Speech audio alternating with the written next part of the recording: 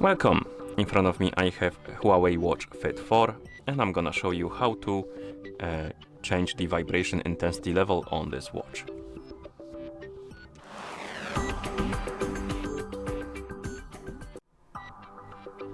First we need to wake up the screen on our watch, and you can do it by pressing the crown button. And after you wake up the screen, press the crown button again to open the menu. Now scroll through the menu, look for the settings icon and then tap on it to enter the settings.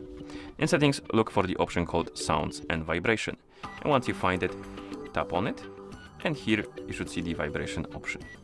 Tap on it, and right here we can select between a couple options, or few options rather. We have off. If you select this option, the vibration will be completely disabled. If you select soft, you will have a soft and short vibration, and strong is longer and a bit more intense. Maybe you can hear it. Yeah, there's a bit of a difference. And select the one you like and then tap on OK to confirm. And once you confirm it, you will see the change here, and then you can press the crown button to go back to watch face. And that's how you change the vibration intensity level on this watch.